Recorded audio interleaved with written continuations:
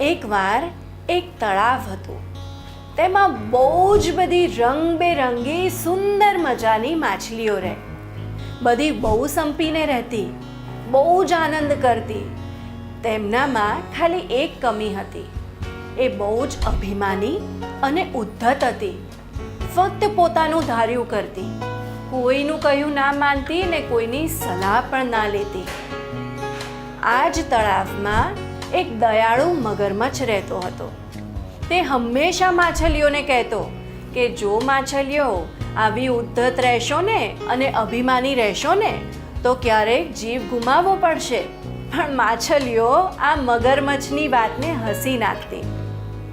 એક બપોરે તળાવ નજીકના પથ્થર ઉપર મગરમચ્છ આરામ કરી રહ્યો હતો. એટલામાં ત્યાં બે માછીમાર આવ્યા.